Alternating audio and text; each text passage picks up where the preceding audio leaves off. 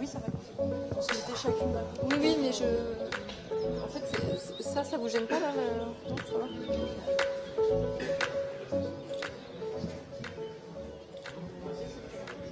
C'est juste parce que. Du coup, c'est bon. C'est bon. On démarre.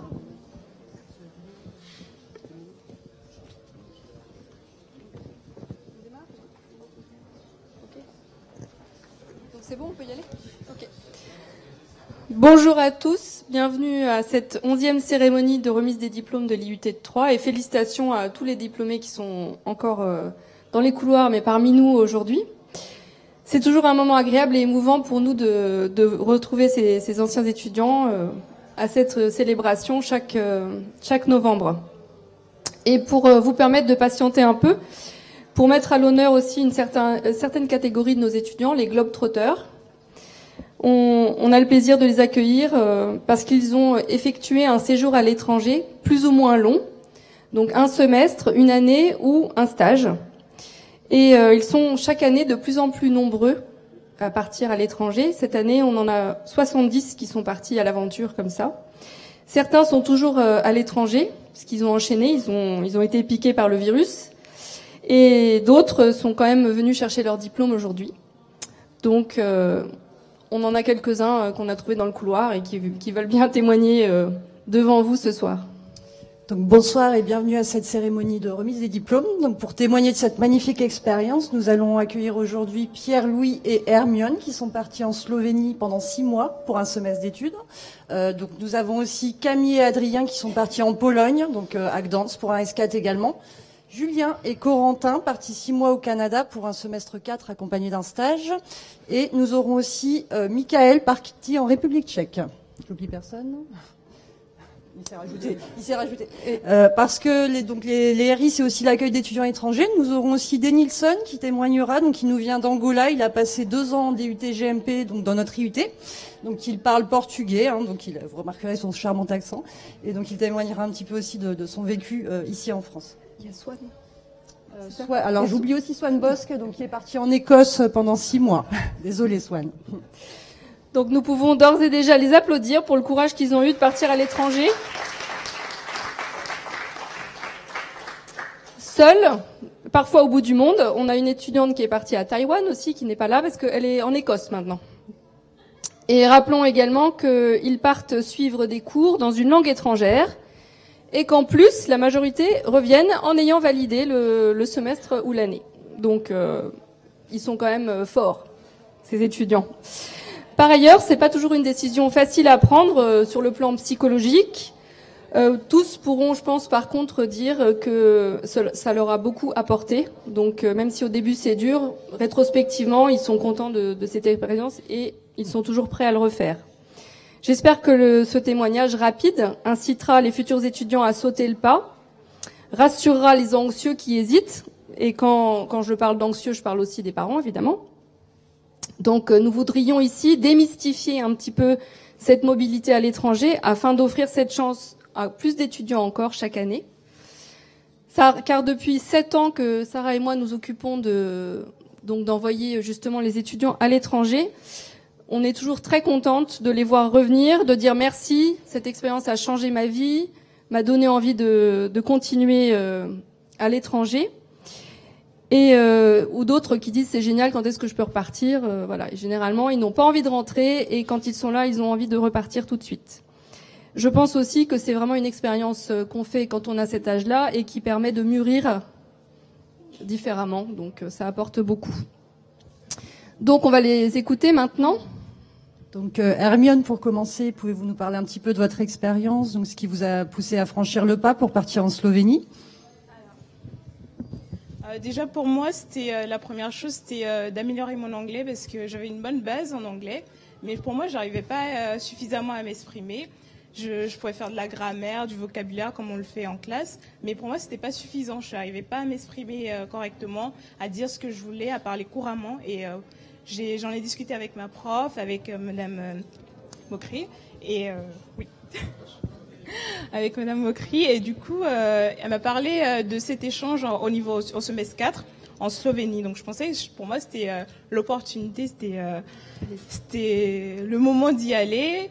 En plus, c'était pour moi l'opportunité aussi de rencontrer de nouvelles personnes. Déjà, moi, je suis venue en France aussi. Je suis pas française. Donc c'est chaque fois changer de milieu, changer d'environnement, rencontrer de nouvelles personnes. Pour moi, c'était, j'ai déjà fait l'expérience et je voulais le faire encore.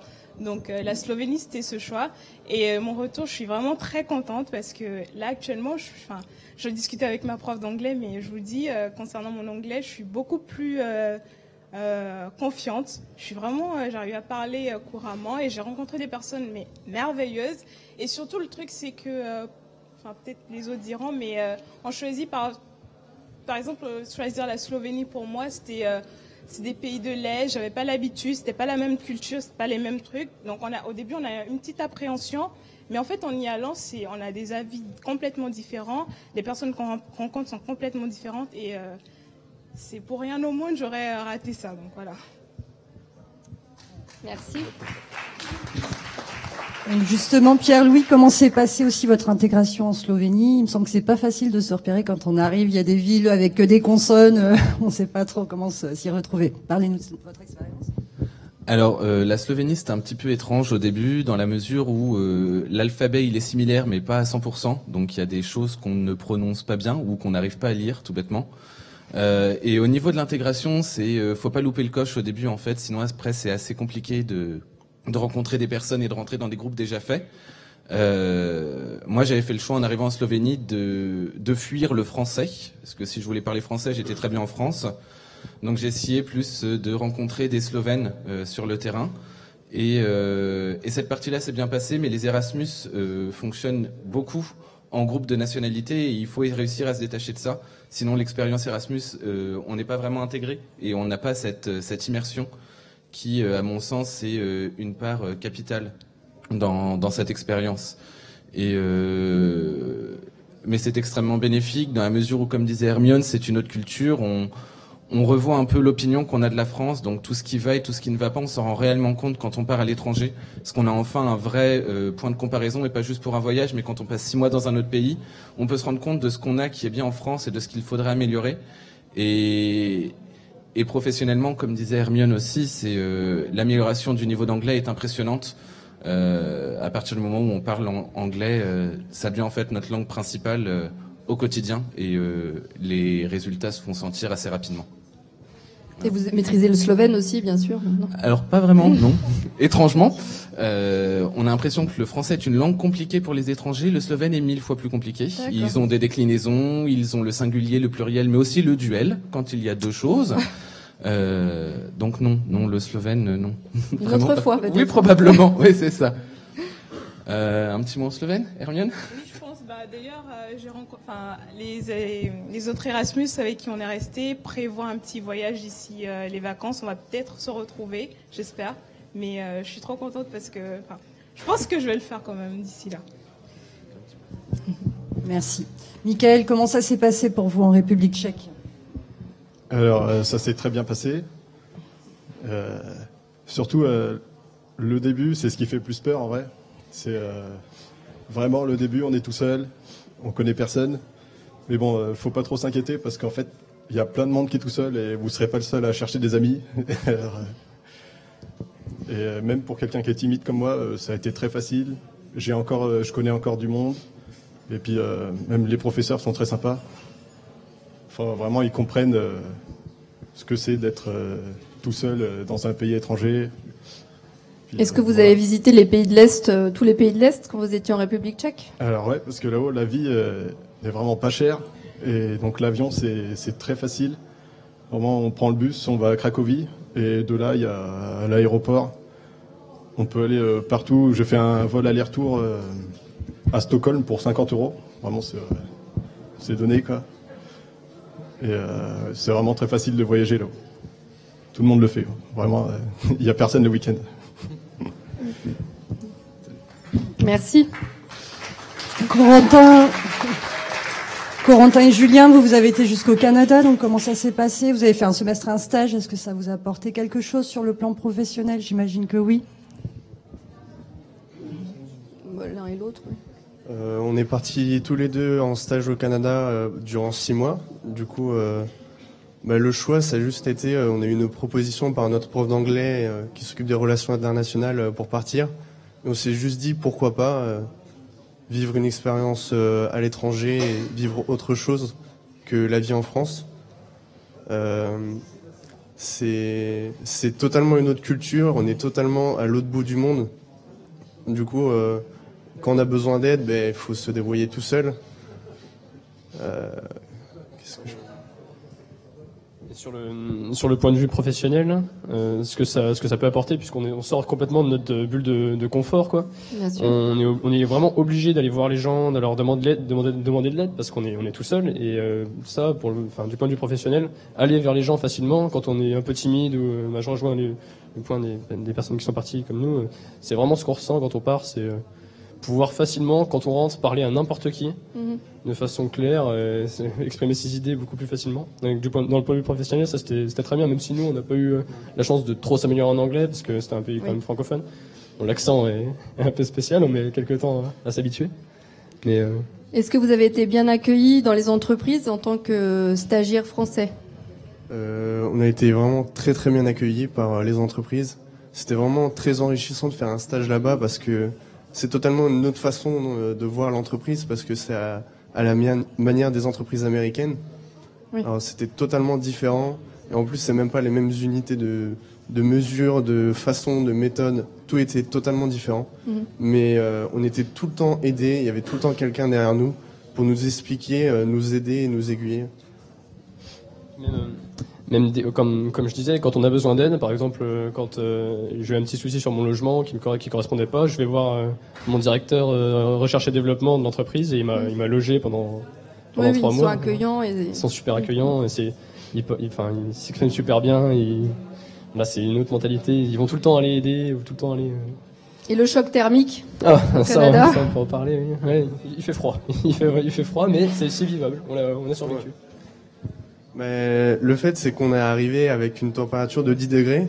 Oui. Parce que c'était un jour chaud dans l'hiver. Mais 2 jours après, il faisait moins 35. Alors, c'est vrai que c'est dur à s'adapter, mais ça va. On s'en sort. On essaie de se couvrir au maximum et on attend que l'hiver passe. Très bien, merci. Alors, Camille et Adrien, maintenant qui sont partis en Pologne pour 6 mois d'études, quels conseils donneriez-vous aux étudiants qui hésitent à partir ? Surtout, parler avec les gens qui sont déjà partis là où vous allez partir. Parce qu'il y a plein de petites informations qui seront pas transmises par l'université, parce que ça change tout le temps, dans quel bureau il faut trouver telle personne, quel papier il faut remplir. Quand on se rend compte, après une semaine, d'après le début des cours, que en fait, on n'a pas eu l'emploi du temps parce qu'on n'a pas vu la bonne personne, mais qu'on n'avait pas l'information, puisque tout est écrit en polonais et qu'on ne comprend pas le polonais. Surtout parler avec les gens qui sont partis avant et rencontrer les autres. Il y a toujours un système de parrainage avec d'autres étudiants de l'université qui est mis en place et qui aide beaucoup lorsqu'on cherche à se repérer, lorsqu'on cherche à qui s'adresser. Voilà, aller vers les autres en fait. Merci. Et puis moi je rajouterais que avant de partir, faut vraiment pas hésiter. C'est vraiment une expérience incroyable de partir à l'étranger dans le cadre de nos études. Qui plus est, en Pologne par exemple, c'est un changement de culture et c'est valorisable sur le CV, autant dans la vie professionnelle que personnelle. Voilà. Ok, merci. Swan, donc parti en Écosse pour 6 mois.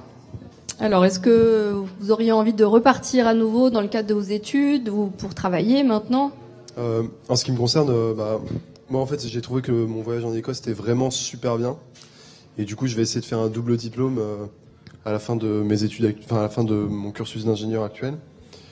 Mais pas forcément en Écosse, du coup oui. J'essaierai plutôt d'aller en Asie ou dans des choses comme ça, parce qu'il faut découvrir d'autres trucs qu'on connaît pas, mais partir à l'étranger, ouais, c'est vraiment une expérience géniale et ça permet vraiment de découvrir entre guillemets le monde, et d'autres façons de penser, d'autres façons de se nourrir, d'autres façons de...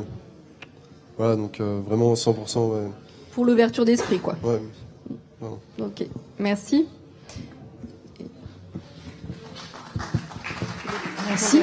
Denilson, donc vous venez de l'étranger. Comment on vit l'expérience quand on vient depuis un autre pays, quand on arrive en France comme ça?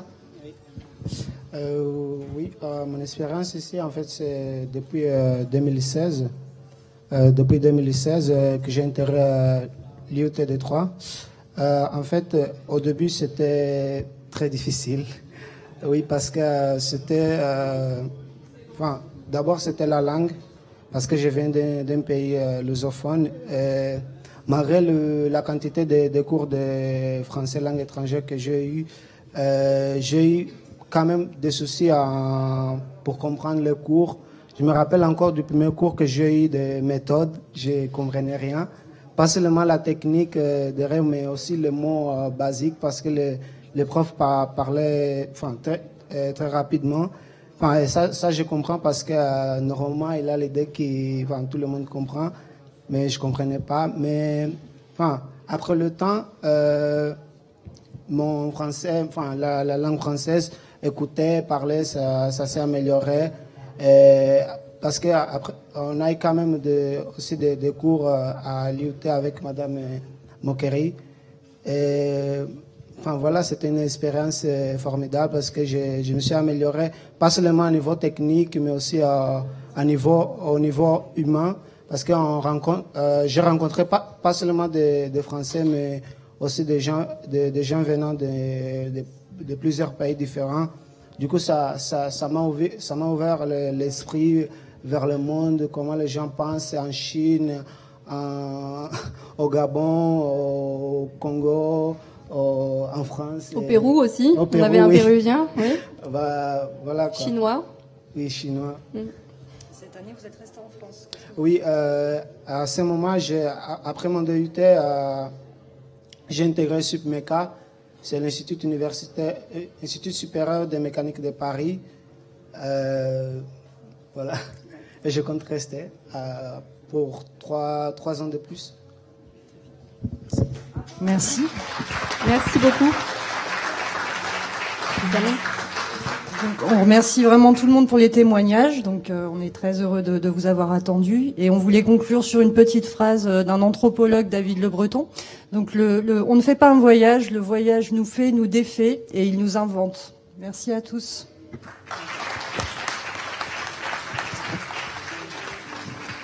Donc, dans quelques minutes, les discours officiels. Bonne soirée à tous. Bonne soirée.